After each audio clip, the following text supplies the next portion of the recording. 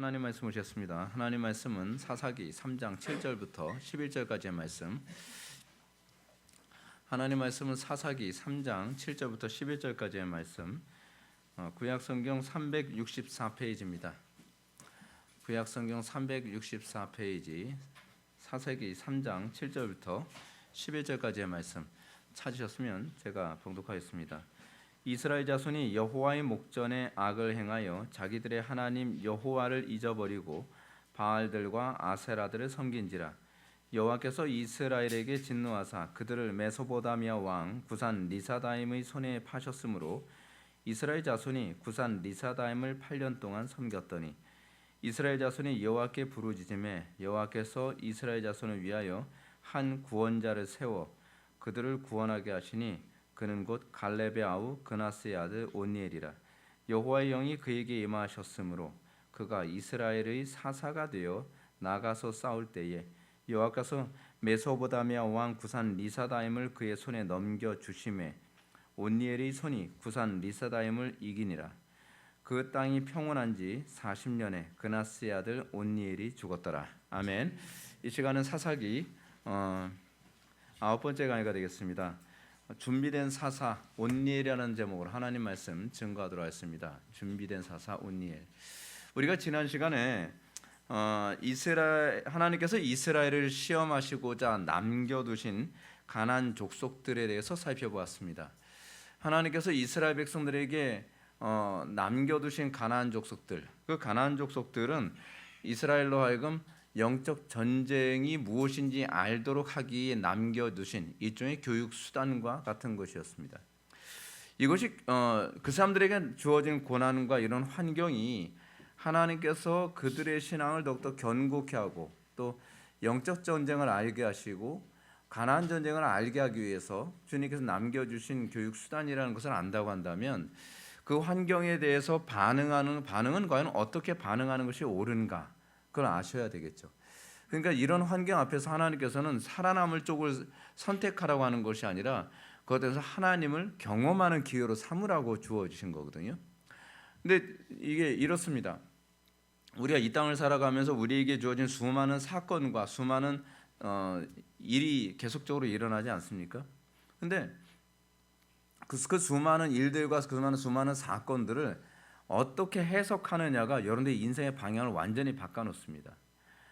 그러니까 우리는 우리의 삶 속에서 나타나는 가장 치명적인 문제가 뭐냐면 우리 삶 속에 일어나는 수많은 사건과 어려움이 있으면 그냥 살아남는데 급급합니다. 그래서 영적인 통찰로 바라보고 이 계기를 통해서 이 사건을 통해서 내가 하나님 앞에 나의 믿음이 어떠한지, 하나님 앞에서 내가 신실한지 그렇지 아니한지를 입증하는 기회로 삼아야 되는 거거든요. 근데 우리는 이 시험을 통과하는 쪽을 선택하는 것이 아니라 쉬운 쪽, 안전한 쪽, 편한 쪽만 선택하면서 하나님의 징계가 점점 이렇게 가중되어져 가는 것을 보게 됩니다. 그러니까 예를 들어서 그렇잖아요. 우리 학교에서 시험을 보는 건 우리가 그걸 통해서 우리의 실력에 어떤 부분이 문제가 있는지를 알도록 하기 위한 것이잖아요. 근데 그렇게 생각을 하지 않고 일단은 좋은 성적을 얻는 것 자체가 목적이 돼버리면 자꾸 컨닝하고 뭐하고 뭐 그렇게 하면서 좋은 성적을 얻는 것만 초점을 맞추지 않습니까? 근데 좋은 성적은 얻었는데 정작 뭐는 없죠? 실력이 없는 거예요. 그러니까 궁극적으로 시험을 보는 목적은 실력을 키우기 위한 것인데 실력은 하나도 없고 좋은 성적만 자꾸 얻으려고 하다 보니까 정작 졸업하고 나면 머릿속에 든 건 아무것도 없는 거예요. 지금 가나안 땅 안에서 이스라엘 백성들이 현재 겪고 있는 이 문제에 관해서 해석이 틀렸습니다. 좋은 성적만 얻으면 된다고 생각하는 것처럼 여기서 살아남고 편안하게 살고 풍요롭게 살고 안락하게 살기만 하면 된다고 생각하는 거예요. 그래서 그 사람들이 선택한 게 뭐예요? 적당히 그 적들하고 타협하고 그리고 그 가나안 족속들의 딸들하고 적당히 통혼하고 그들의 우상을 숭배하면서 그냥 I'm okay, you okay, everybody okay. 서로 좋은 게 좋다. 뭐 그냥 그렇게 살아가는 겁니다. 근데 여러분 이렇게 인생 살면 그때는 좋은 것 같은데 나중에 후유증이 굉장히 심해진다니까요. 후유증이 굉장히 심해져요. 그러니까 예를 들면 그렇잖아요. 저도 요즘 이제 겨울이다 보니까 운동을 안 해가지고 자꾸 이게 몸에 이 지방이 끼고 있는데, 이게 일단 편하고 쉬운 쪽을 선택하게 되면 몸이 자꾸 육중해져 가잖아요.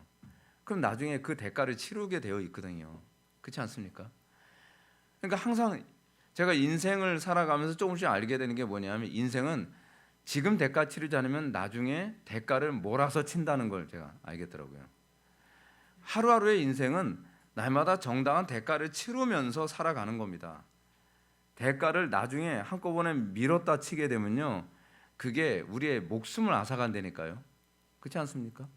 평소에 지방을 자꾸 태우면 나중에 그것이 동맥경화로 안 오고, 그것이 우리의 혈관을 막아서 우리를 심각하게 만들지 않잖아요. 근데 문제는 매일 그걸 태우지 않으니까 안 태운 그 지방이 나중에 목숨을 앗아가잖아요.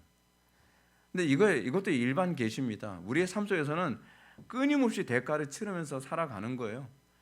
젊었을 때 대가를 치르지 않잖아요. 나이 들면 언젠가 대가 치릅니다. 그러니까 제가 다른 동료 목사님들, 친한 목사님들하고 얘기를 나누다 보면, 신학교 다닐 때 공부 열심히 안 했으면 그때는 좀 재밌죠. 노는 것만큼 좋은 게, 재밌는 게 어디 있습니까? 그 뽀로로 친구들이 다 있잖아요. 노는 게 제일 좋아. 그렇잖아요. 우리 노는 게 제일 좋죠. 노는 걸 싫어하는 사람이 어디 있겠습니까? 근데 놀면 나중엔 언젠간 대가를 치러야 돼요. 근데 그 대가를 치르는데 감당하기 어려워진다니까요. 그러니까 남들 놀 때 열심히 공부하고, 남들 놀 때 열심히 기도하고, 남들 놀 때 진짜 열심히 살면 나중에 그 대가 안 치러도 돼요. 왜냐하면 그게 뭐가 되니까 다 근육이 되잖아요. 무슨 말인지 아시죠? 평소에 자꾸 이 지방을 태워가면서 막 운동을 하게 되면 그 지방만 타요? 그게 다 근육이 되잖아요.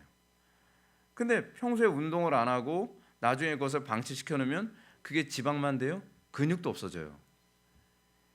그게 인생을 살아가는 중요한 교훈입니다. 근데 우리는 아는 대로 잘 안 살잖아요.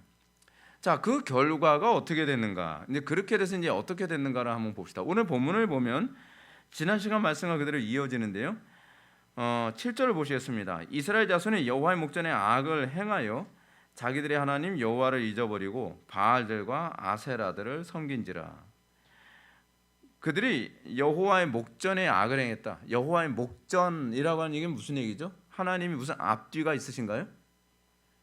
그 얘기가 아니죠. 여호와의 목전이라고 하는 이 표현은 구약에서는 율법 앞에서 또는 율법을 어겼다, 하나님의 계명을 어겼다, 이런 의미를 사용할 때 이런 표현을 사용합니다. 구약에서 여호와의 목전이라고 하는 표현이 사용될 때는 성전 앞에서 또는 성막 앞에서라는 그런 의미로 사용되는 수거 같은 거거든요. 그러면 왜 성막을 여호와라고 얘기하는가? 그 성막 안에 뭐가 있기 때문에 그래요? 법궤가 있기 때문에 그런 거죠. 법궤 안에 뭐가 있죠? 그 두 개의 율법의 돌판이 있잖아요. 그 율법 돌판을 수거로 일종의 뭐라고 얘기하냐면 여호와라고 얘기해요. 여호와의 이름이라고도 얘기하고요. 그러니까 구약 성경에서 여호와의 이름이라고 얘기하면 뭐로 이해를 하면 돼요? 율법, 계명, 율례 이런 식으로 이해하면 돼요. 여호와 앞에서 목전에서 범죄하였다라고 얘기하게 되면 주의 계명을 어겼다 이런 얘기죠. 주의 계명을 어기는데 문제는 가나안 족속들과의 관계 안에서는 죄가 아니에요. 그렇죠? 가나안 족속들하고 싸우지 않으니까. 여러분, 우리 그렇지 않나요? 안 믿는 사람들과의 관계에서 우리는 어떤 사람으로 보이길 좋아하죠? 좋은 사람으로 보이기 원하죠. 안 믿는 사람들이 와서 야, 너는 그냥 술 한 잔도 착착 이제 마실 줄 알고 분위기도 맞출 줄 알고 뭐 춤추러 가자 그러면 뭐 같이 춤도 잘 추고, 야, 넌 진짜 멋있는 놈이야. 근데 여호와의 목전에서는 뭐예요? 악을 행하는 거죠. 사람들과의 관계에서는 좋은 사람일 수 있을지 모르지만 여호와의 목전에서는 악을 행하는 사람이란 말이에요. 자, 문제는 뭐냐면 그들이 그렇게 생활하게 된 이유가 뭐냐면 가나안 족속들, 가나안 땅, 이제 광야 생활만 하다가 가나안 땅에 딱 들어갔더니 광야에서 생활하는, 가나안 땅에서 생활하는 가나안 족속들은 어떻게 살죠? 문명인이에요. 막 건물도 막 엄청 멋지게 딱 짓고 살고요. 그 사람들은 막 예술도 있고 문화도 있고 건축, 무역, 정치 막 이런 분 보면서 마치 뭐예요? 입이 딱 벌어지는 거죠. 시골에만 살던 사람이 예를 들어서 뭐 서울에 왔다든지 그렇지 않으면 시골에서만 사는 사람만 뉴욕 같은 데 딱 가야 되면 뭐예요? 이야, 이 사람들 진짜 화려하게 사네, 진짜 풍요롭게 사네, 진짜 멋있게 사네, 이렇게 생각을 하죠. 그럼 그것에 딱 압도되면 어떻게 해요? 어떻게 하면 나도 저렇게 살 수 있지? 어떻게 하면 나도 뉴요커가 될 수 있지? 뭐 그러면서 그 사람들처럼 막 패션을 그렇게 하고 막 그렇게 살고 싶어 하지 않습니까? 그게 지금 가나안 족속들을 만난 이스라엘 사람들의 일종의 문화 충격이죠. 문화 충격이에요. 근데 그 사람들은 이렇게 생각하는, 그 당시에 그런 것을 바라보는 해석 방식이 뭐냐면, 아, 저 신을 섬기면 이렇게 살 수 있나 보구나 라고 이렇게 생각하는 거예요. 그럼 저 사람들이 섬기는 신을 나도 섬기면 나도 뉴요커가 될 수 있지 않을까? 저 사람들이 섬기는 저 신을 나도 섬기면 나도 진짜 저렇게 멋있게 풍요롭게 안전하게 그런 삶을 살 수 있지 않을까? 우리는 그렇게 생각을 하게 되는 거죠. 근데 가나안인들의 종교는 어떤 종교냐면 여호와 하나님을 섬기는 종교하고는 완전히 달랐습니다. 여호와 하나님을 섬기는 신앙은 어떻습니까? 책임과 의무라는 약속이 전제되는 신앙이었죠. 근데 가나안 족속들의 종교는 책임과 의무보다는 인간의 풍요와 행복과 성공을 위해 더 많은 신들을 확보하려고 하는 다신 숭배 종교였습니다. 어떻게 하든 여러분 이거 지금도 똑같습니다. 지금도 똑같아요. 여러분들은 종교가 몇 개인가요? 기독교인가요? 기독교 하나만 있나요? 기독교에다가 돈도 숭배하죠. 명예도 숭배하죠. 쾌락도 숭배하죠. 행복도 숭배하죠. 인맥도 숭배하죠. 오늘날에도요 기독교인들 종교 엄청 한꺼번에 다신 숭배입니다. 사람들이 이런 얘기 하잖아요. 목사님, 성경으로만 살면 굶어 죽습니다. 근데 이 얘기가 무슨 얘기예요? 다신 숭배해야 됩니다. 그럼 제가 이제 다신 그 소리 하지 마세요. 아니, 문제가 이거예요. 똑같아요. 그때나 지금이나. 그렇지 않습니까? 돈 없는데 어떻게 살아요? 남들 우리 애들 다 다른 집 애들 다 서울대다 연대다 그렇지 않으면 뭐 하버드다 스탠포드다 명문대학 보내서 이렇게 잘 사는 거예요. 목사님, 세상은요 이게 성경대로 안 됩니다 라고 얘기하는 거예요. 근데 그게 가나안 땅에서 이스라엘 백성들이 살아가는 다신숭배 종교 태도였거든요. 그 우상이 안면의 사람들 되게 매력적으로 보이게 만들지 않습니까? 그들이 그렇게 해서 돈을 숭배해서 어떻게, 야, 좋은 차 끌고 다니고, 그 좋은 집에서 살고, 비싼 옷 입고, 막 우리는 그런 거 잘 모르지만 돈 많이 버는 사람들 보게 되면은 막 진짜 장난 아니게 화려하게 살거든요. 언젠가 그런 얘기도 한번 들은 적 있습니다. 어떤 자매가 친구네 집에 한번 놀러 왔더니 서울에 사는 잘 사는 친구 집에 갔대요. 갔더니 변기가 금이래요. 그거 안 닦아서 그렇게 그 색깔로 보이는 거 아닌가 싶더라고요. 예, 예. 변기가 금이더래요. 이야. 그리고 이게 바닥이 이 뭐예요? 그 뭐죠? 물고기 다니는 건 뭐라 그러죠? 수족관이더라는 거예요. 바다에 봤더니 막 물고기가 막 수염치고 있더래요. 이야, 부럽죠? 안 부럽어요? 부럽잖아요, 솔직히. 막 완전히 신세계처럼 살아가는 거예요, 막 신세계처럼. 그럼 우리는 어떻게 해요? 어떻게 그랬어요? 아이, 그건 어렵잖아. 적당히 타협하고, 적당히 뇌물 주고, 이렇게 인맥 만들고, 그거 다 무슨 얘기하는 거예요, 다? 우상숭배를 얘기하는 거예요. 그 시대는 그런 식으로 얘기했지만 우리 시대는 우상숭배를 그런 식으로 얘기하는 거예요. 야, 뇌물 줘봐, 잘 돼. 그렇게 쑥맥처럼 살지 마. 적당히 인맥관계 맺고 그렇게 살아가는 거야.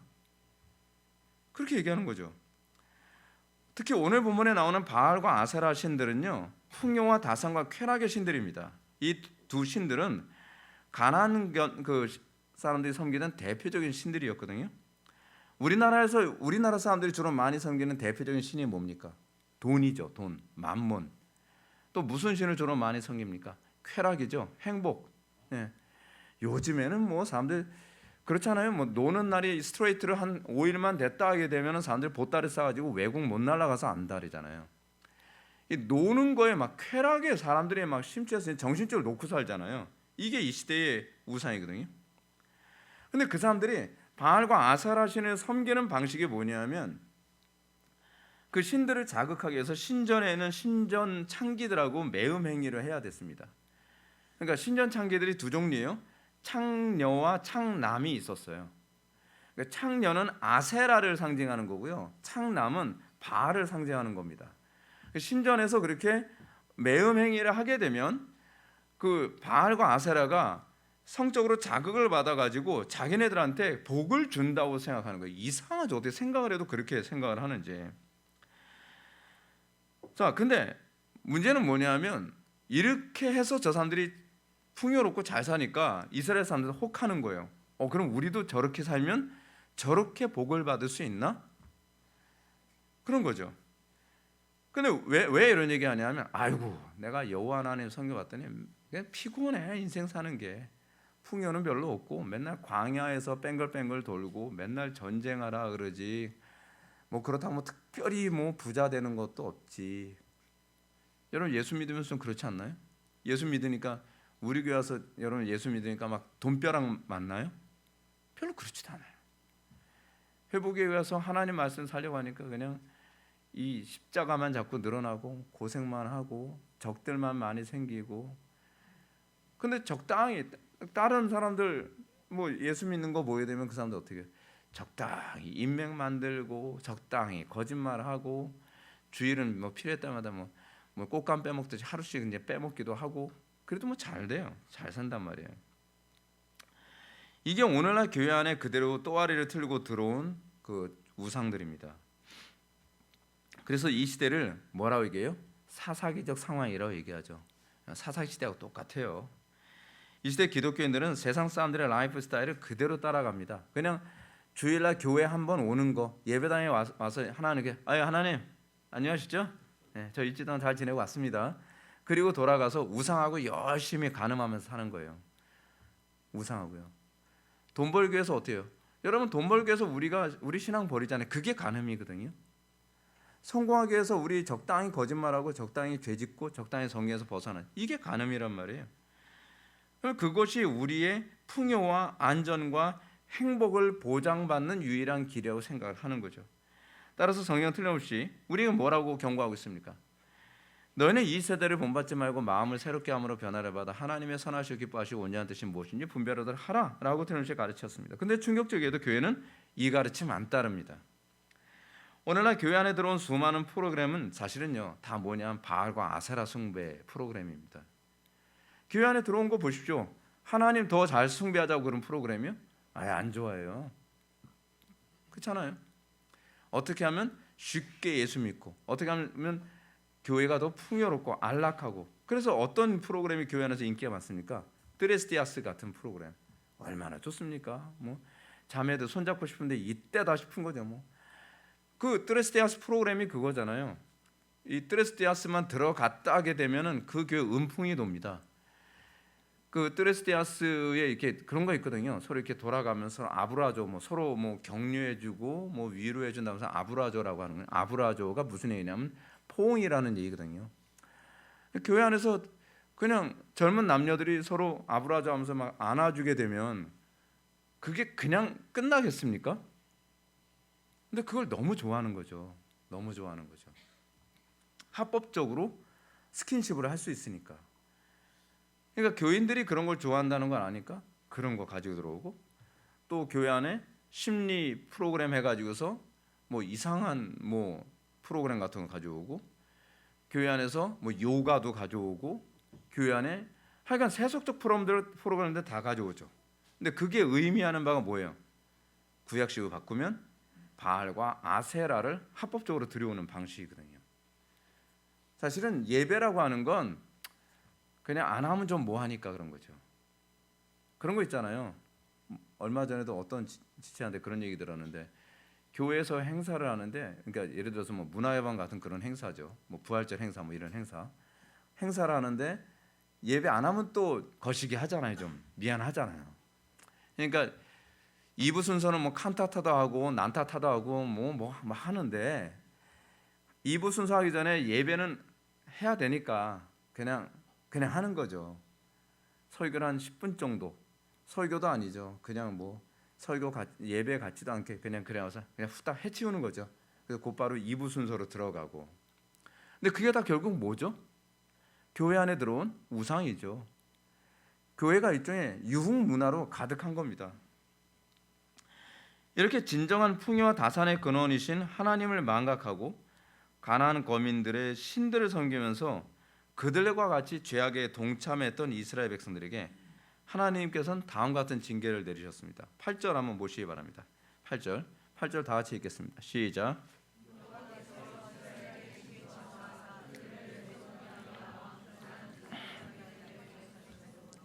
이스라엘 자손이 부산 리사다임을 8년 동안 섬겼더니. 아멘. 하나님 백성과 세상 사람들의 차이가 뭔지 아십니까? 세상 사람들은요, 죄를 범하면 범할수록 더 잘 살아요. 그죠? 근데 우리도 그렇게 하면 더 잘 살 것 같죠. 근데 그리스도인들은 죄를 범하면 한 큐에 망합니다. 그러니까 이게 달라요. 똑같을 거라고 생각하지 마십시오. 하나님의 섭리를 모르는 사람들은 세상 사람들의 이 형통이 복이라고 생각합니다. 여러분, 죄를 짓는데 하나님 말씀대로 안 사는데 별일 없으면 그게 복이라고 생각을 합니까? 예를 든다면 그런 거죠. 컨닝해가지고 성적이 잘 올랐어요. 안 들켰어요. 이거 할만한데. 또 했는데 안 들켰어요. 한 학기 내내 컨닝을 했는데 안 들켰어요. 그리고 1년 내내 했는데 안 들켰어요. 여러분, 그게 복이라고 생각을 합니까? 이게 누적이 되잖아요. 그러다 나중에 한 큐에 망합니다.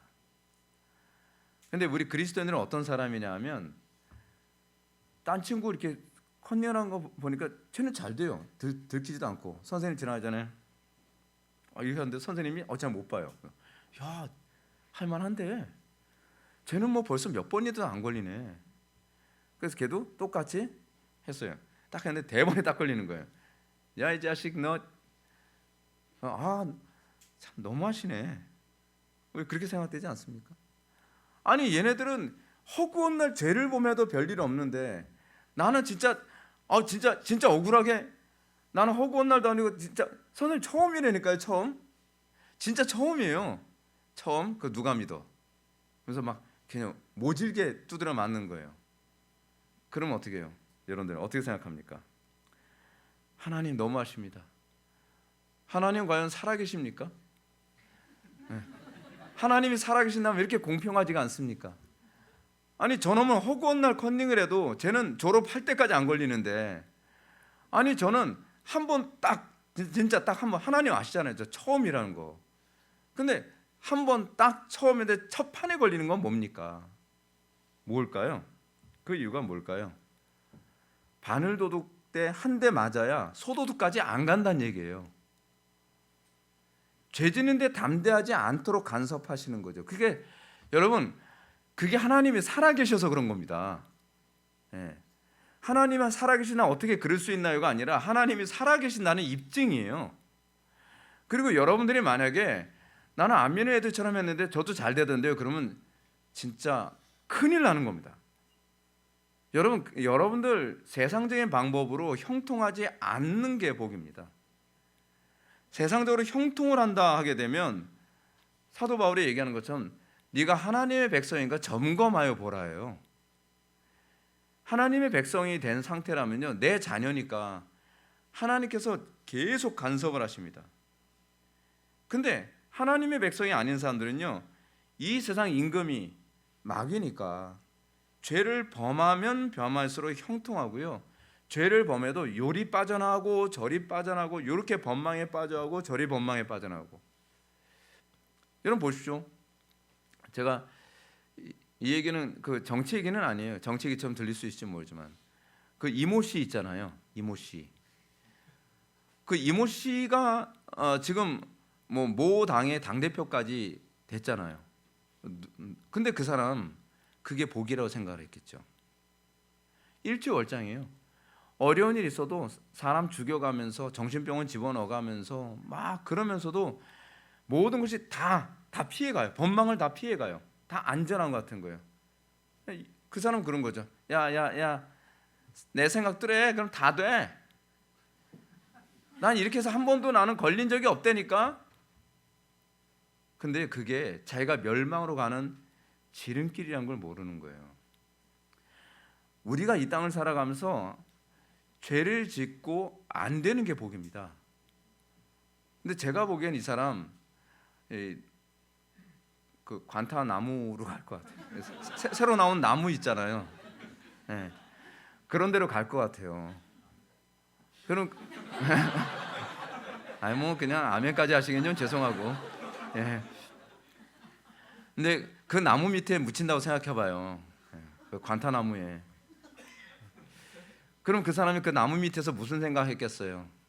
아유, 내가 인생을 그때 그렇게 안 살았어야 되는 건데 내가 이 나무 밑에 살 줄 내가 어떻게 알았겠나? 그렇지 않아요? 그래서 그러겠죠. 그때 누군가가 내가 잘못했다고 책망이라도 해줬다면, 그때 초창기 때 내가 범죄했을 때 그때 내가 들켜서 감옥 갔더라면 내가 끔찍해서 다시는 이렇게 하지 않았겠지. 그렇지 않겠습니까? 근데 이게 죄를 짓는 게 재밌는 거예요. 죄를 질 때마다 형통하는 거예요. 죄를 지는데 안 걸리는 거예요.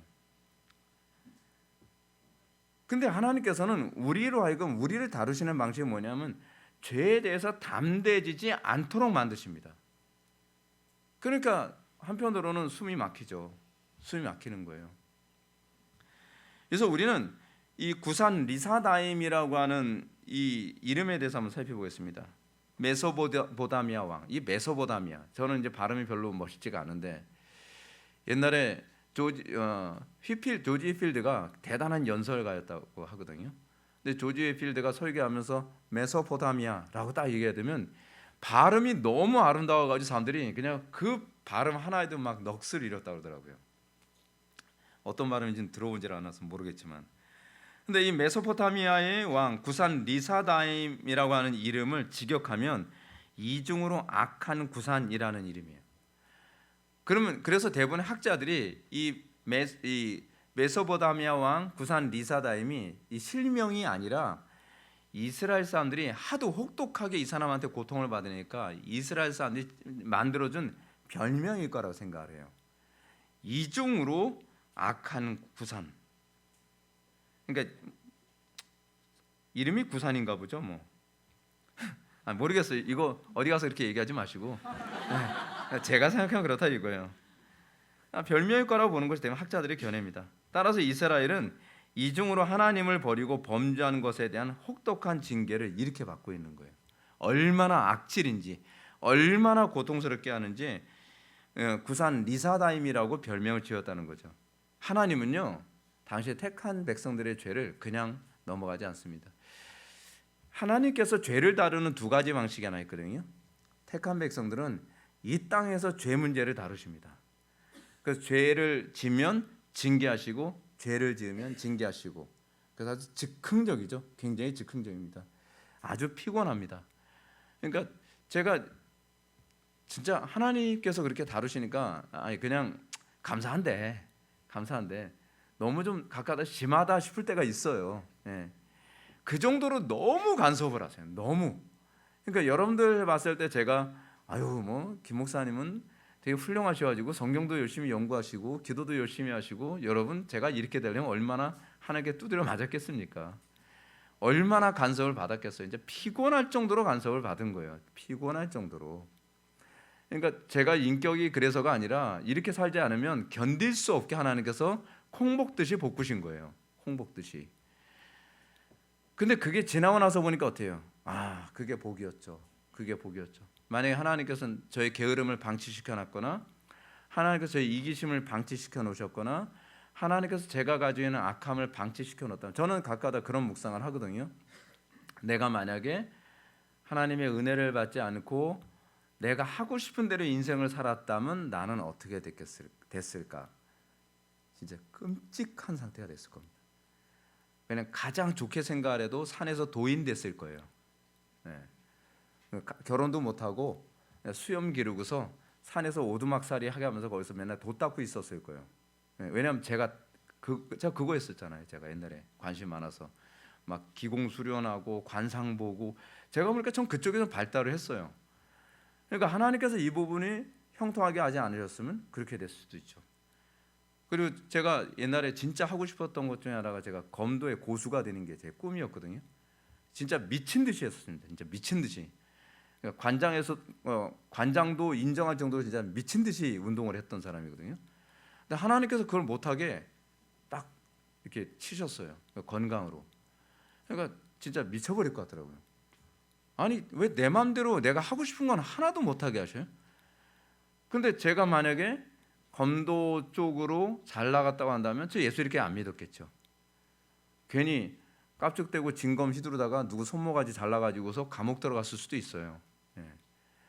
그러니까 하나님께서 일일이 다 친절하게 다 간섭해 주신 거예요. 다 이건 하면 안 된다.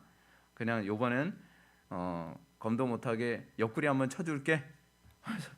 검도 못하게 하시고, 그리고 뭐 기공수련 같은 거에서 저는 이거 하고 싶은데 이거 안 돼 하면서 또 치시고 이거 하시고 이리 막으시고 저리 막으시고 인생을 제가 하고 싶은 걸 하나도 하지 못하게 하십니다. 하나도 하고 싶지 않게.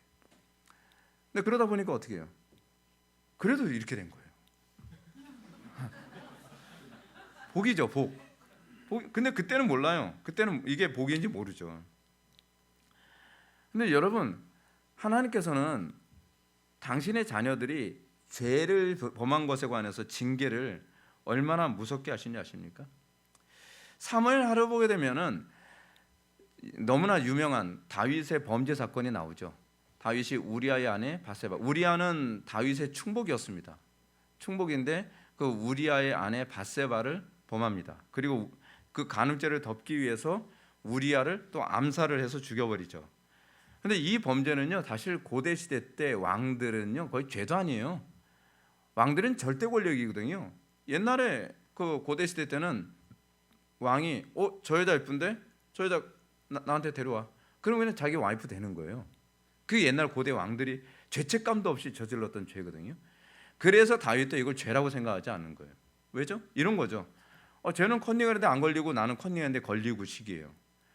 아니 이제 이런 거죠. 만약에 변명을 한다면 이런 겁니다. 아니 하나님, 솔직히 저만 그럽니까? 다른 나라 왕들 다 그래요. 다른 나라 왕들은요 신하 한두 명 죽인 게 아닙니다. 수십 명 죽였어요. 그래서 와이프 다 뺏었어요. 그래도 괜찮은데, 그래도 가만히 놔두시는데, 난 한 명 죽인 거예요. 고작 한 명 죽이고 한 여자 뺏은 것 뿐인데, 그렇다고 하나님 이렇게 하시면 좀 섭하죠 진짜. 우리가 다윗의 입장에서 만약에 악한 마음 품는다면 그렇게 정당화할 수 있습니다. 근데 다윗이 이 범죄를 저지른 거에 관해서 다윗이 하나님과의 관계에서 양심이 칼날처럼 살아있는 사람이다 보니까 선지자가 지적을 해도 그에 대해서 앙심을 품는 것이 아니라 하나님 앞에 철저히 통회합니다. 철저히 회개합니다. 근데 하나님께서는 다윗을 너무나 사랑한 나머지 동일한 죄를 다시 반복해서 저지르지 않도록 하기 위해 징계를 엄하게 내리시죠. 징계를 엄하게 내리죠. 우리 아이들 잘못했을 때 매드는 것만큼 진짜 힘든 게 없거든요. 애들 매를 들고 나서 같이 울 때도 있고 그랬댔어요. 왜냐하면 때리고 나면 너무 괴로우니까. 근데 때릴 때는 제가 좀 잔인하게 때리거든요. 그래서 그 아이들을 바르게 세우기 위해서 항상 그 효자가 필요하죠. 그래서 그 효자손을 사용합니다. 제 손을 사용할 수 없어서 효자손을 사용합니다. 효자손이 이게 대나무로 됐잖아요. 두툼해가지고 대나무로. 그래서 사실은 초등학생인데 그 어린 아이들 이제 종아리를 때리는데 많이 때리면 또 마음이 아프니까 딱 한 대만 때립니다. 한 대만. 근데 때리는데 온 힘을 겨울여서 뼈가 부러지지 않을 정도의 강도로 때려요. 제가. 그러면 쩍 소리가 나요. 쩍 소리가 나요. 근데 그렇게 때리는 이유가 뭐냐면 그래야 또다시 이 죄를 저지르지 않겠구나라고 하는 것 때문에. 그래서 같이 울어요. 너무 괴로우니까. 너무 괴로워요. 저는 사실 아이들 매 들 때가 정말 너무 싫어요. 너무 싫어요. 근데 성경은 그렇게 가르치니까 성경대로 하는 거예요. 납득이 되고 안 되고 아니라 성경이 가르치면 그렇게 해야 되는 거예요. 근데 하나님께서 당신의 자녀를 그렇게 다루시죠. 당신의 자녀. 다윗이 범죄했어요. 그러면 여러분 우리가 생각하면 어떤 하나님이셔야 사랑이 많아요? 아유 이쁘긴 하더라 야 내가 보기에도 좀 심했다 야 다음부터는 그러지 마. 요번엔 그냥 용서해 준다. 그리고 그 여자 잘 데리고 살아. 그럼 얼마나 좋아요. 근데 그게 아니에요.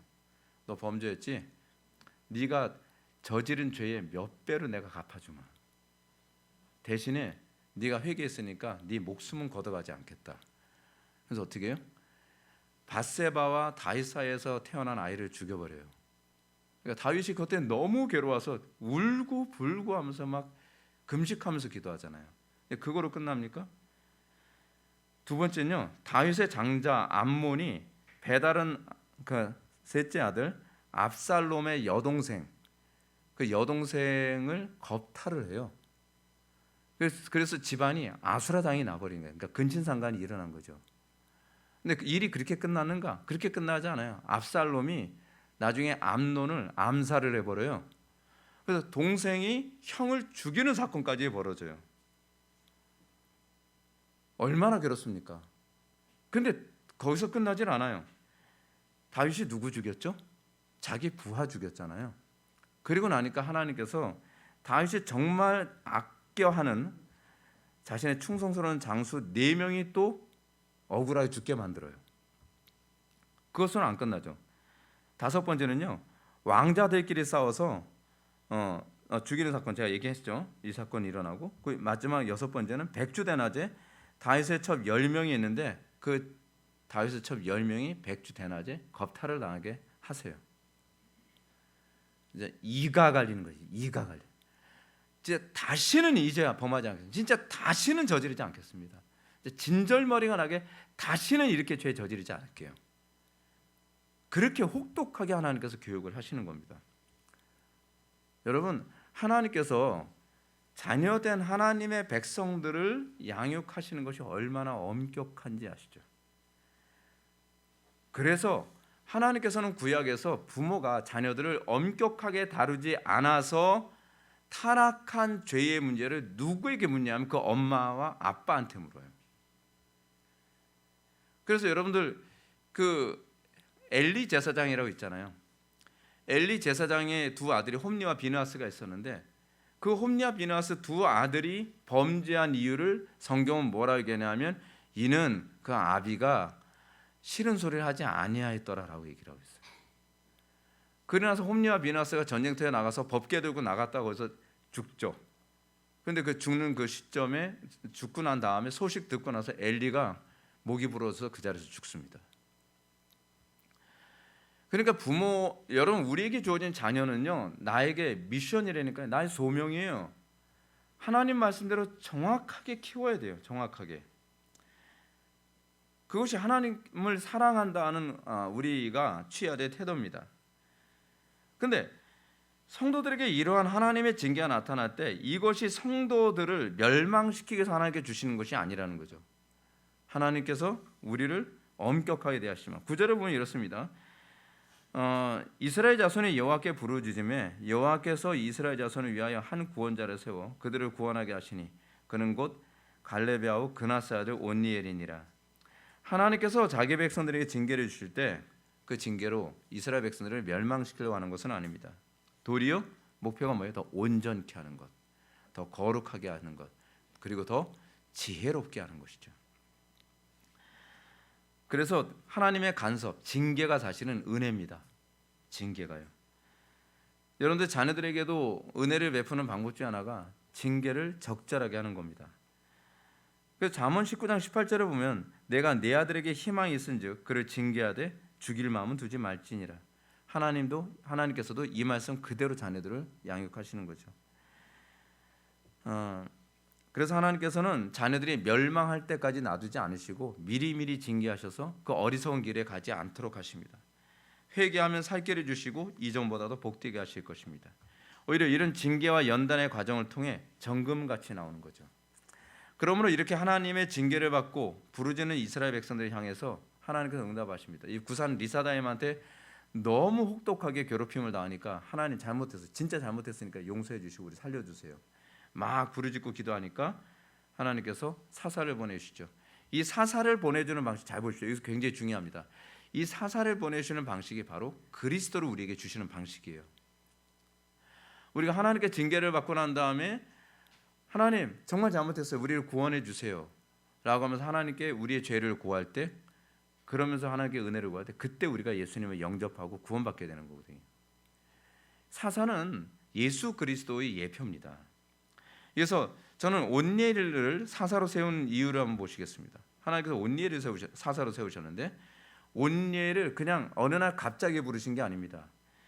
사사기 1장 12절부터 15절을 보면 그는요 가나안 전쟁의 영웅 갈렙이 자기 딸 악사를 포상으로 걸면서 드비를 정복하러 했을 때 조금도 주저하지 않고 드비를 정복했던 사람입니다.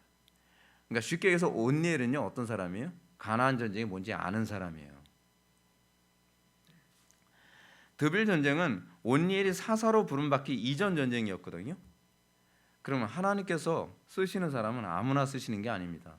어느 날 멀뚱멀뚱 놀던 사람을 하나님께서 쓰시는 것이 아니라 준비된 사람을 쓰신다는 겁니다.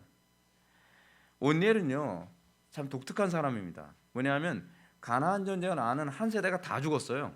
다 죽었는데 누구만 남아있는 거예요? 온니엘 한 사람만 살아있는 거예요. 이 사람은 가나안 전쟁을 알아요. 가나안 전쟁에 대한 감각을 알아요. 영적 전쟁에 대한 감각을 아는 거죠. 온니엘은 여호수아와 갈렙이 활동하던 것을 눈으로 본 사람이고요. 그리고 그 싸움에서 같이 전쟁을 해본 사람입니다. 그는 믿음으로 싸워 이기는 가나안 전쟁에 대한 이 신앙의 감각을 아는 사람입니다. 그러니까 저도 사실 제가 감사한 게 뭐냐면 저도 우리 어머니를 통해서 영적 전쟁의 감각을 익혔거든요. 그냥 어느 날 갑자기 그냥 신학교 나와서 공부 열심히 해가지고 이렇게 설교하게 되는 게 아니라 진짜 우리 집안이 굉장히 가난하고 힘들고 어려웠잖아요. 그러니까 기도를 안 할 수가 없는 거고 너무 괴로우니까 맨날 하나님께 매달릴 수밖에 없는 거고 그러면서 가나안 전쟁을 익혀가는 거예요. 그래서 귀신하고 싸우는 기도가 뭔지도 알고 무덤에서 기도하는 것이 뭔지도 알고 아마 제가 기도 엄청 열심히 해가지고 무덤에 있는 사람이 일어나고 싶었을 거예요 아마. 그 정도로 제가 막 열심히 무덤에서도 막 기도만 열심히 하고 금식 기도하고 철야기도 하고 뭐 진짜 기도로 무장을 그렇게 하면서 그러면서 이제 준비돼서 하나님께서 쓰시는 것이 아닌가 저는 이런 생각이 듭니다. 하나님께서는요 이렇게 준비된 사람을 쓰십니다. 그런데 하나님께 쓰임 받기 원한다고 한다면 나는 과연 준비되어 있는가 그 생각부터 먼저 해야 되겠죠. 이것은요 다윗에게 또 예외가 아니었습니다. 여러분 다윗이 어느 날 갑자기 왕으로 이렇게 선택된 사람은 아니잖아요. 다윗이 어떤 사람이었습니까? 다윗은요 부모와 형제도 무시하는 아주 천한 양치기 출신입니다. 그러니까 양치기가요 사실은 가장 천대받는 사람이거든요. 그래서 부모도 형제들도 다윗을 제일 무시했어요. 근데 다윗이 내가 천대받고 무시당하는 양치기니까 에휴 나는 인생은 끝났어. 이 세대에서는 난 끝난 것 같아. 이렇게 인생 살지 않았습니다. 그 가운데서 나에게 주어진 그 조그만 하나에도 최선을 다하는 거예요. 저는 제가 사람을 보는 방식 중 하나 뭐냐면 조그만 일 하나 딱 맡기고 나서 그걸 얼마나 퍼펙트하게 하는 사람인가 딱 보면 저거는 저거 쓸만하겠는데. 근데 일을 딱 맡겼는데 이게 작은 일이라고 대충 하는 거예요. 뭐 청소라는 것도 보면 대충 저거는 힘들겠다 아무래도. 작은 일 하나 맡겨보면 저 사람이 어떤 사람인지 알잖아요. 근데 하나님께서 우리를 진단하시는 방식이 그거라니까요. 저는 제가 생각할 때 그렇습니다. 한 편 한 편의 설교가 하나님께서 저를 진단하는 기준이 되겠다. 너 이런 상황에서도 설교 충실하게 할 수 있겠어? 너 이런 상황에서도? 저는 굉장히 바빴는데요. 바쁜 상황에서도 설교 대충 준비할 거예요? 이 모든 게 다 하나님께서 저울질이에요. 저울질. 우연은 없잖아요. 제가 목회사에 22년 우리 교회에서만 목회사에 22년을 하는데 설교 준비하기에 여건이 얼마나 안 좋은지 모릅니다. 어쨌든 건강이 안 좋아서 설교 준비하기 어려울 때도 있고요. 어쨌든 기분이 일주일 내내 너무 안 좋은 일이 계속 생겨서 설교 준비하기 어려운 때도 있고요. 어쩔 때는 외부 사역이 너무 바빠가지고 설교 준비하기 너무 어려운 상황도 있고요. 어쩔 때는 집안에 초상이 일어나서 설교 준비하기 어려운 상황이 있고요. 근데 모든 상황에서 하나님께서 계속 질문을 던지시는 거죠. 너 그래도 예배 대충 안 할 거야? 그래도 설교 너 정말 충실하게 설교할래? 근데 이때 하나님의 저울에 달렸을 때 옳다 인정을 받아야 되잖아요. 근데 우리는 이렇게 생각해요. 이때는 하나님께서 이해해 주시겠지. 생각을 그렇게 하면 곤란해요. 그때는 이해해 주시는 것이 아니라 저울질 하시는 때예요. 근데 저울질 하시는 때에 이해해 주실 거라고 대충 해버려요. 근데 다윗은 그러지 않았어요. 다윗이 예를 들어서 다윗의 목동으로서 양들을 지키는데 평소에 늑대나 이리 사자 그런 곰 이런 거 없을 때야 잘 지킬 수 있죠. 근데 이렇게 생각하겠죠. 곰이나 사자가 나타났어요. 그런데 다윗이 주님 저 지금 15살 아시죠? 쟨 곰, 쟨 사자. 어떻게 제가 이거 감당하겠습니까? 그냥 하나 먹고 가도 이해해 주시겠죠. 그게 아니에요. 이유와 관계없이 곰이든 사자든 늑대든 아놀드든 골리앗이든 다 나와라요. 그냥 다 때려 눕히고 지켜내는 거예요. 하나님께서 그거를 다 지켜보신 거죠. 다 지켜보신 겁니다. 근데 성경에서 아주 흥미로운 점이 있습니다. 제가 지켜보셨다라는 이 말씀이 진짜로 지켜보신 거기 때문에 그래요. 왜냐하면 사무엘 선지자가 그 이세 집안의 왕으로서 기름 부을 사람이 있다 해서 이세 집안으로 왔잖아요. 이세 집안에 딱 왔는데 그 이세의 아들들이 쫙 서 있는 거예요. 쫙 서 있는데 큰 아들을 딱 보면서 사무엘이 어떻게 생각했냐면 야 저놈 봐라, 저놈 키도 크고 인물도 잘생기고 덩치도 좋고 듬직하고 야 쟤는 진짜 왕감이다. 내가 보기엔 진짜 왕감이다 라고 생각해서 머릿속에 막 식용유 먹고 막 붓고 싶었던 거예요. 그런데 하나님께서 사무엘에게 뭐라고 말씀하시냐면 이렇게 말씀하시는 거예요.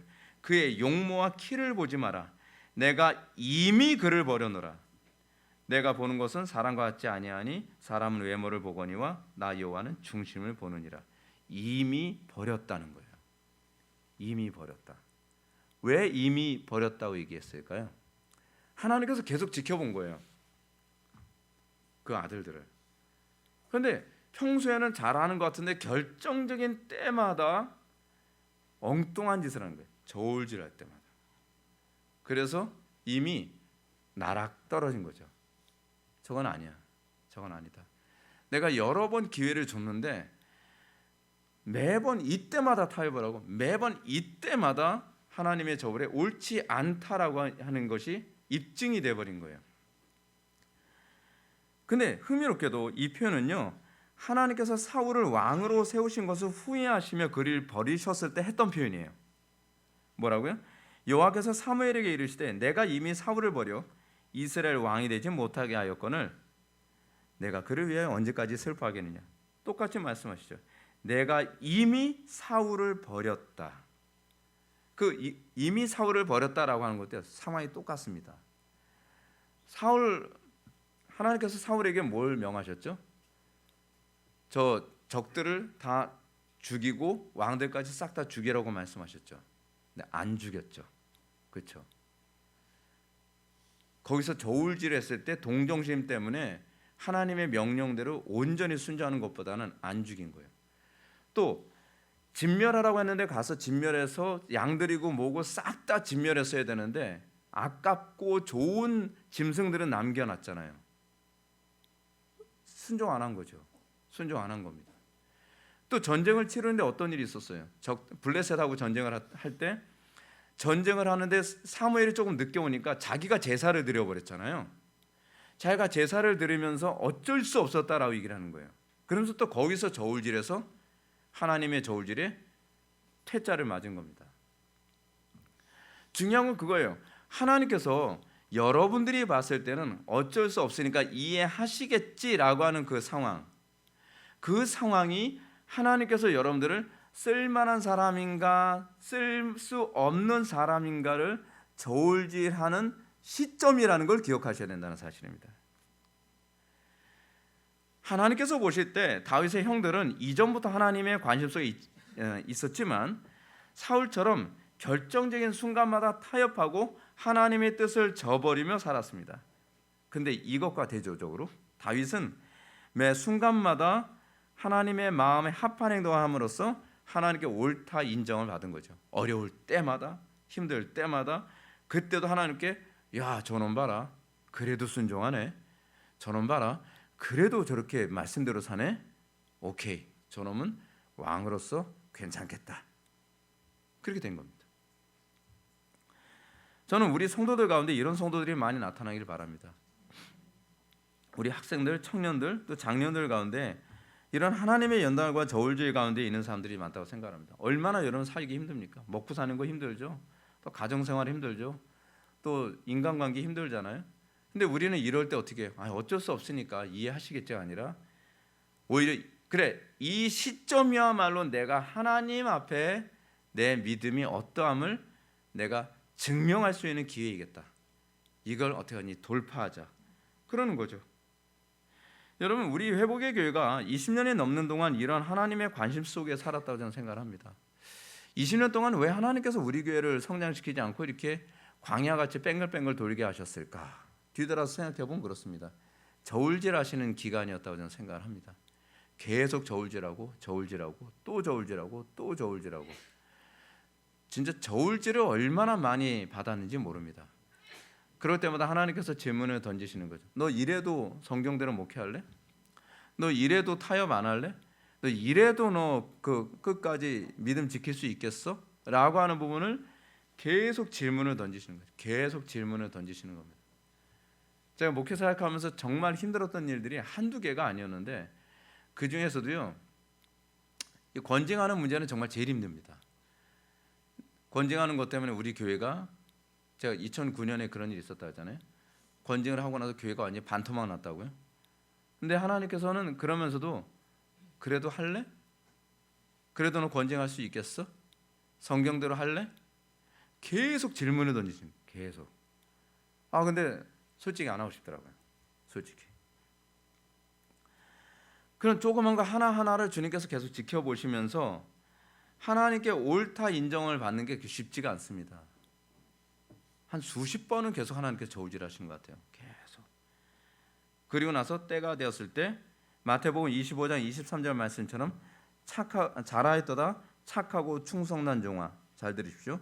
네가 적은 일에 충성하였음에 내가 많은 것을 네게 맡기리니 내 주인이 즐거움에 참여할지어다. 적은 일 하나하나, 설교 한 편 한 편, 성도들 한 명 한 명을 대하는 것, 저는 하나님께서 그것을 다 보고 계신다고 생각하는 거예요. 성도들 한 명 한 명도 어떻게 됐어? 그리고 이 사건 하나하나를 넌 어떻게 했어? 그 설교 한 편 한 편 넌 어떻게 했어? 그 적은 일 하나 하나를 다 보시면서 하나님께서 저한테 자녀를 맡기셨잖아요. 내가 너한테 맡긴 자녀들 너 어떻게 키웠어? 그런 거 하나씩 하나씩 다 살펴보는 거예요. 다 살펴보는 거예요. 그래서 제가 2009년 같은 그때 우리 어머니 세상 떠나셨던 때라 했잖아요. 우리 어머니가 12월 12일 날 세상 떠나셨는데 굉장히 힘들었거든요. 그 당시에 제가 위궤양에다가 장상피 화상에 건강 상태 최악이었고 얼굴 완전 새카매지고 그랬었거든요. 근데 그런 상황에서도 주일 예배 한 번도 대충 한 적이 없었어요. 그건 하나님 은혜입니다. 진짜로 그건 기적 같아요. 그리고 나서 성탄절이 25일이잖아요. 성탄절 25일 날 예배 딱 마치고는 진짜 은혜롭게 예배를 딱 마쳤거든요. 근데 예배 딱 마치고 나니까 또 교회 여자 집사님들이 떼거리를 우르르 오시더라고요. 그러더니 목양실 노크라는 거예요. 제가 딱 눈치를 챘죠. 한 번 또 따지겠다고 또 들어오려고가 보고 나서 잠깐만요. 다 들어오지 마시고 한 분씩만 들어오세요. 한 분씩만. 제가 무슨 얘기 하려는지 압니다. 네, 한 분씩 들어와서 온갖 불평을 다 쏟아내고 알았고요. 네, 다음 분 들어오세요. 또 막 그래서 줄줄이 다 얘기하고 난 다음에 그 다음에 화풀이 다 한 거죠. 그리고 나갔어요. 그리고 나니까 교회가 완전히 예배 시간에 텅 비어 있는 거예요. 몇 명 안 남고. 근데 그런 상황에서도 2010년 1월 1일 날 우리 그때까지는 신년 특강이라는 걸 했거든요. 그것도 또 했어요. 신년 특강. 사람들은 못할 줄 알았대요. 아니 하나님께서 원하시면 해야죠. 뭐 어떻게 해요. 근데 그거 하나하나가 제가 봤을 때는 다 저울질이었던 것 같아요. 저울질. 근데 그걸 이기게 하신 분은 성령님이십니다. 제가 하는 게 아니라는 걸 정말 저는 많이 느낍니다. 하나님께서는 착하고 충성된 종아라고 얘기하고 난 다음에 뭐라고 말씀하세요? 이제 쉬어라가 아니라 내가 이제 더 많은 것을 내게 맡기겠다. 네. 우리가 더 많은 일을 할 수 있는 것은 하나님께 인정받았을 때만 가능합니다. 문제는 이겁니다. 이 세상은 딱 두 종류로 인생을 살아가야 됩니다. 어떤 사람은 악한 날에 악하게 쓰임 받기 위해서 배양되어지는 사람이 있고요. 어떤 사람은 착한 날, 그러니까 선한 날에 선하게 쓰임 받기 위해서 배양되어지는 사람이 있습니다. 저는 여러분들한테 묻고 싶습니다. 여러분들 지금 어떻게 지금 배양되고 있다고 생각을 합니까? 선한 날에 선하게 쓰임 받기 위해서 점점 그렇게 세워져 가고 있는 사람입니까? 아니면 악한 날에 악하게 쓰임 받기 위해서 점점 악으로 강화되어져 가고 있습니까? 누가 복된 사람입니까? 여러분, 좋은 나무가 좋은 열매 맺고 나쁜 나무는 항상 나쁜 열매 맺습니다. 이건 뭐 뻔한 소리죠. 나쁜 나무가 어느 날 중요한 시점에 좋은 열매 맺는 법 없습니다. 근데 이상한 부흥 강사도 그런 얘기 많이 하죠. 사람들 기분 좋게 만들려고. 여러분들 지금 이렇게 살아도 개떡같이 살아도 어느 날 갑자기 철떡같이 열매 맺는 수가 있습니다. 그거 거짓말입니다. 그런 일 없습니다. 조그만 거 하나하나에 충성된 사람이 나중에 큰 것에도 잘하는 것이지, 지금 작은 거 개떡같이 하면서 불성실하게 하면서 정말 자기 마음대로 살아가면서 어느 날 하나님께 영광 돌리는 삶을 산다? 그런 거 없습니다, 여러분. 부흥 강사들이 그런 식으로 사람들 다 망쳐놨습니다. 이런 설교는 듣기 좋을지 모르지만 사람의 귀를 달콤하게 만드는 미혹일 뿐입니다. 자, 그러면 이렇게 준비된 인물 온니엘을 통해서 하나님은 어떻게 이스라엘의 구원을 이루셨겠습니까? 10절 보시겠습니다. 여호와의 영이 그에게 임하셨으므로 그가 이스라엘의 사사가 되어 나가서 싸울 때에 여호와께서 메소포다미아 왕 구산 리사다임을 그의 손에 넘겨주심에 온니엘이 손이 구산 리사다임을 이기니라. 하나님은 이스라엘의 부르심을 들으시고 부르짖음을 들으시고 준비된 일꾼 사역자 온니엘을 사용하셨습니다. 지금도 하나님께서는 대한민국에 제대로 된 목회자나 제대로 된 교회가 없어 보이는 것 같지만 어디인가 시골 한쪽 구석에서 정말 하나님 말씀대로 사역하려고 몸부림치는 그런 사역자들을 때가 되면 하나님께서 사역하시리라고 저는 믿습니다. 근데 하나님께서 사용하시는 방식이 있습니다. 첫 번째 뭐냐면 그 놀라운 구원 사역을 실행하시기 전에 첫 번째는 준비된 사람을 쓰시는 거고요. 그 아무나 쓰시는 것이 아닙니다. 경건한 사람을 들어 쓰십니다. 그 두 번째는 뭐냐면 그런 사람에게만 당신의 영을 택한 사역자들에게 부어 주신다는 겁니다. 성령 부어 주심이 부흥 때에 나타나는 성령 부어 주심은요, 경건한 사람에게 부어집니다. 인생 막 살고 목회를 개떡같이 하고 설교를 불성실하게 준비하는 사람이 어느 날 성령 받아가지고 하나님께 강력하게 쓰임 받는다? 속지 마십시오. 지금 그렇게 사역하는 이상한 사람이 있잖아요. 맨날 입에 욕을 달고 살고 신성 모독적인 말 아무데나 아무렇게나 막 하고 그 쓸데없는 말잔치나 하고 돈 밝히고 그러면서 자기는 뭐라 그래요? 나는 하나님의 선지자고 난 하나님의 말씀 대언자고 하나님만 나하고 친하기 때문에 내가 막말잔치해도 하나님은 그냥 웃음으로 넘겨준다. 그거 가짜입니다. 제발 좀 정신 좀 차리셨으면 좋겠어요, 한국교회 교인들. 아니 그렇게 가짜 티를 풀풀 내는데도 사람들이 이 시대에 무슨 선지자라는 등 뭐, 야, 저는 지금 우리나라 사람들 한국교회 교인들 참 문제가 심각하다고 생각합니다. 하나님께서는 경건한 사람을 들어 쓰시고 경건한 사람에게 성령을 부으셔서 그 사람을 통해 어떻게 했어요? 이스라엘을 8년 동안 지독하게 괴롭혔던 구산 리사다임을 하나님께서 척결하신 겁니다. 저는 이 말씀을 통해서 오늘날도 이 어두운 시대를 구원하시는 하나님의 방식을 보게 됩니다. 첫째는 경건한 세대가 준비되어야 한다는 겁니다. 여러분, 얼마나 많은 교회가 그런 거 생각하지 마십시오. 우리 교회 안에서 경건하게 준비되어진 이 학생들, 경건하게 준비되어진 이 청년들, 이 소수가 나라를 뒤집을 수 있습니다. 영국이라는 나라를 뒤집은 건요, 조지 필드와 요한 웨슬리 두 사람을 통해서 이 나라가 뒤집어졌습니다. 숫자로 역사하지 않습니다. 한 사람 한 사람을 경건하게 바르게 키우면 여러분들의 자녀들 또는 우리 교회에 있는 이 학생들, 이 청년들이 어떻게 미래를 바꿀지 모르는 일입니다. 두 번째는 하나님께서 이 나라와 이 한국 교회를 구원하시기 위해 경건한 세대에게 여호와의 영을 부어주신다는 겁니다. 여호와의 영이 부어지기 전에는 경건한 세대가 아무 영향력이 없어 보입니다. 얘가 뭘 할 수는 있겠어? 그러다가요 갑자기 성령 받는 수가 있습니다. 그러다 갑자기 여호와의 영이 딱 붙달리는 바가 있습니다. 그러면 그 아이가, 그 청년이 세상이 감당할 수 없는 영적 거인으로 한 시대를 주름잡게 될 것입니다. 여호와의 영이 부어지기 전에는 존재감이 없어 보이던 교회가 여호와의 영이 부어지면 어느 날 갑자기 대한민국 전체를 흔드는 교회로 될 수가 있습니다. 하나님의 영이 임하면 교회가 사단의 견관진을 깨뜨리고 새로운 시대를 만들어낼 것입니다. 우리 교회에서 양육되는 학생들, 여러분 얕보지 마십시오. 얘네들이 미래를 어떻게 바꿔낼지 모릅니다. 우리 교회 청년들 똑똑합니다. 이 청년들이 미래를 바꿀 거라고 저는 믿습니다. 우리가 얼마나 많은 숫자가 모이냐가 아니라 얼마나 정확하게 키워내느냐, 그것이 우리가 가져야 될 관심이고, 저는 성도들에게 그렇게 부탁하고 싶습니다. 제발 좀 기도 좀 많이 해주시고 헌금도 열심히 해주십시오. 돈을 잘 버세요. 그럼 참 좋겠습니다. 여러분들, 우리 교회 이 아이들이 우리의 미래를 바꿀 거라고 생각하면 정말 얘네들에게 기도를 투자하는 거야말로 가장 확실한 투자입니다. 기도하시고, 그리고 이 아이들의 미래를 위해서 여러분들이 헌금으로도 섬길 수 있고, 그렇게 되면 정말 엄청난 미래가 우리에게 주어질 수도 있습니다. 근데 이것만으로는 부족합니다. 이 신앙이 어떻게 해서든지 다음 세대에게 전수되도록 해야 합니다. 그렇지 않으면 이 비극의 사이클이 계속 반복됩니다.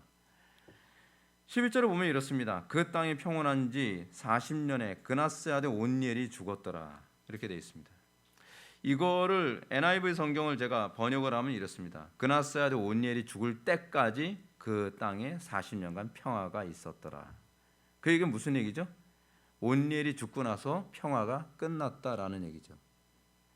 온니엘 한 사람에 의해서 평화가 유지되기도 하고 끝나기도 하고 그럽니다. 그 얘기는 무슨 얘기냐면 온니엘의 신앙을 연결하는 리더십이 끊겼다는 얘기입니다.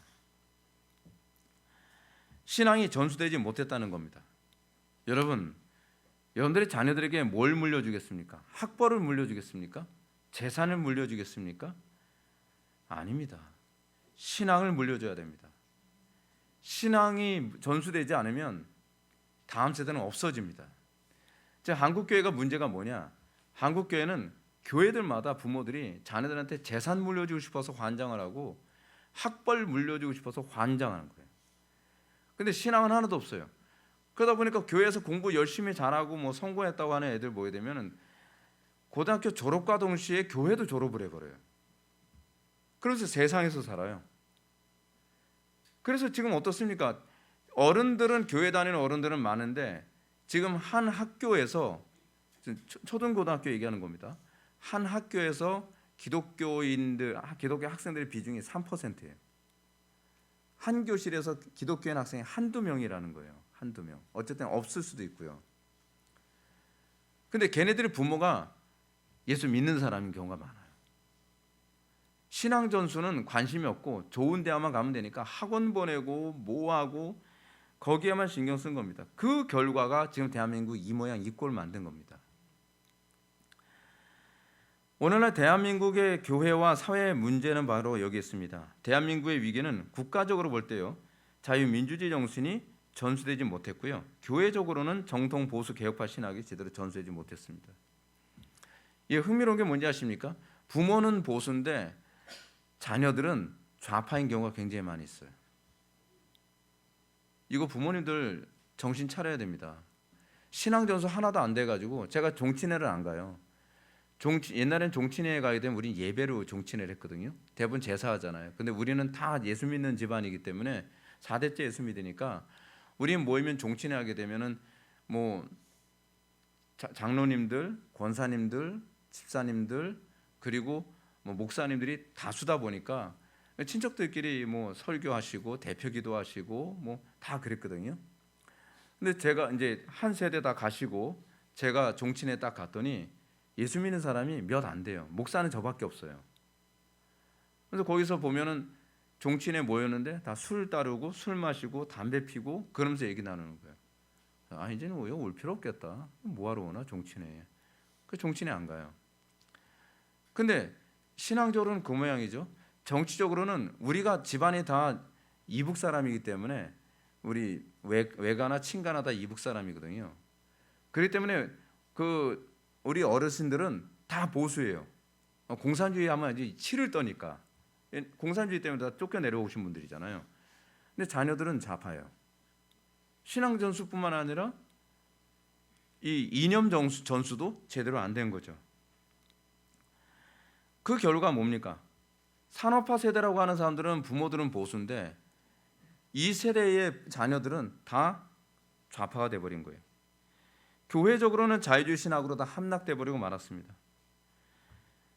국가적으로 보십시오. 경제적으로는 세계 10위고요. 국방력으로는 세계 5위를 점유하고 있습니다. 근데 문제는 이념적으로는 사람들이 마르크스 철학에 다 점령됐고요.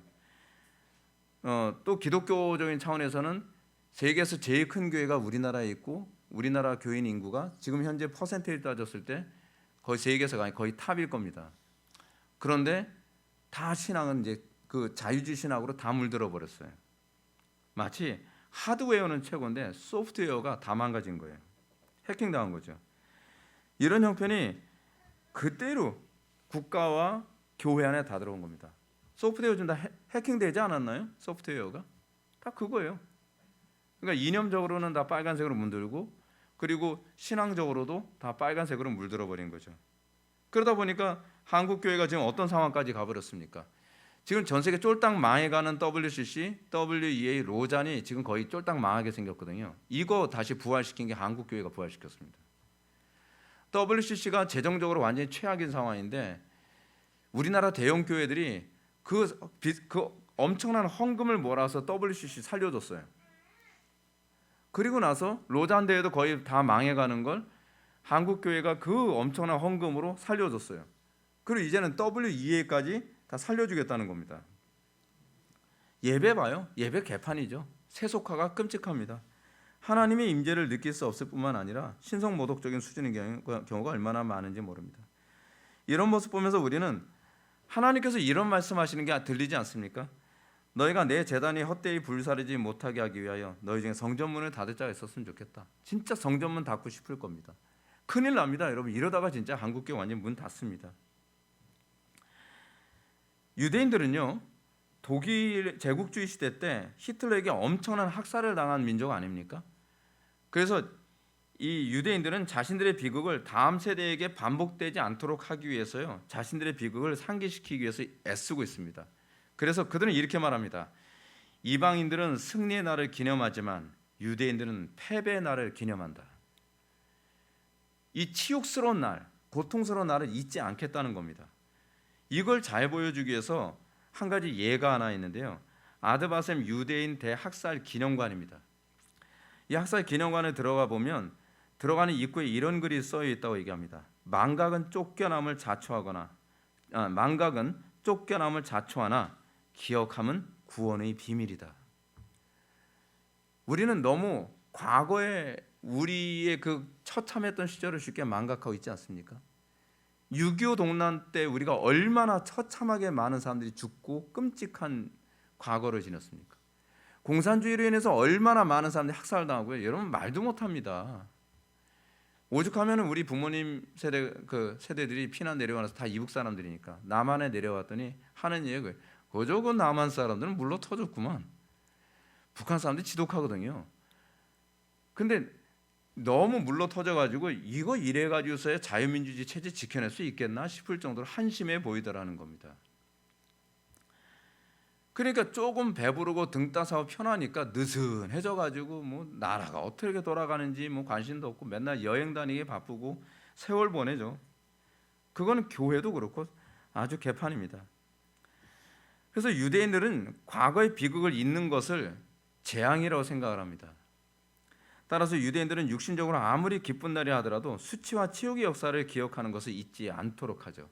그래서 그 사람들이 어떤 일을 하냐 하면 결혼식 때 결혼식의 즐거움이 풍성해지게 되면 오히려 느슨해지기 쉽잖아요. 그리고 이걸 잊기가 쉽잖아요. 그래서 오히려 결혼식 때 더 비참한 걸 기억하도록 만든다는 겁니다. 그래서 그 유대인 랍비들은요, 그 결혼식 때 과거의 치욕적인 역사를 기억하기 위해서 예루살렘 성전이 파괴되었던 역사를 잊지 않도록 하는 예식을 합니다. 어떻게 하냐면 결혼식 때 포도주 잔을 발로 밟아 깨뜨리게 하는 거예요. 발로 딱 밟아서 쨍그랑 깨뜨리게 만들면서 이렇게 얘기합니다. 예루살렘아, 내가 너를 잊는다면 내 오른손이 제주를 잊을 것이며 내 혀가 내 입천장에 붙을지로다. 이렇게 서약을 하면서 결혼식을 합니다.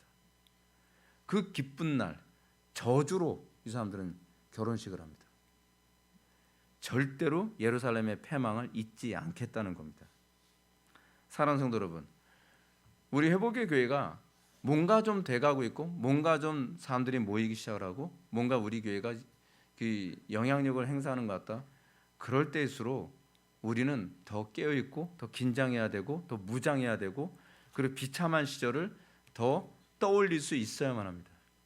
저는 제일 위험한 사람이 어떤 사람이라 생각하냐 하면 쉽게 느슨해지고 긴장 풀리는 거라고 생각합니다. 군대에서는요, 긴장이 풀리면 곧 사고로 이어진다고 생각하는 것이 군대에서 배우는 거거든요. 특히 사격장에서는 더 그렇습니다. 전쟁터에서는 우린 지금 전쟁을 하는 거 아닙니까? 우리 그리스도인들이 영적 전쟁을 하는 겁니다. 전쟁터에서는 긴장 풀리면 꼭 사고가 납니다. 그래서 오발은 곧 명중이라는 말까지 나올 정도예요. 그래서 사격장에서는 진짜 혹독하게 군기를 잡거든요. 그래서 PRI 하는 것도 그래서 그렇습니다. PRI는 나중에 남편들한테 물어보세요. 그렇게 하면서 이 오류를 범하지 않도록, 잘못을 범하지 않도록 하는 거죠. 우리요, 긴장하는 법 배워야만 합니다. 여러분들이 기질상 성격상 나는 잘 느슨해진다. 뭔가 좀 잘 되는 것 같으면 금방 느슨해진다. 그 좀 뭐가 기분 좋아지면 긴장감 싹 풀린다. 진짜 회개하셔야 됩니다. 하나님께 은혜를 많이 구하셔야만 합니다. 하나님, 제가 긴장 풀리지 않게 하시고 항상 깨어서 항상 무장하고 그리고 쓰러지지 않도록 넘어지지 않도록 해 주십시오. 그리고 우리 회복의 교회가 항상 섰다 했을 때 넘어질까 항상 두려워할 줄 아는 그 긴장감을 품는 우리 회복의 교회가 되기를 주님의 이름으로 축원합니다.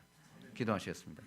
사랑이 많으신 하나님, 우리가 살아가는 이 시대 정말 주님 앞에 서는 그날까지 영적 전쟁의 연장선에 있는 줄 압니다.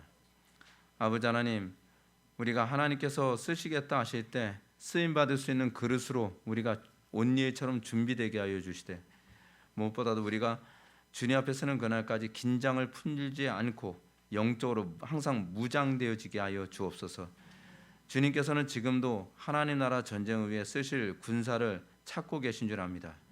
우리가 하나님께서 쓰시기에 합당한 그릇으로 날마다 저울에 옳게 달려지는 삶을 살게 하여 주시고 그래서 우리를 통하여서 주님의 높고 위대하심이 드러나게 하여 주옵소서. 예수님의 거룩하신 이름으로 기도 올립나이다. 아멘.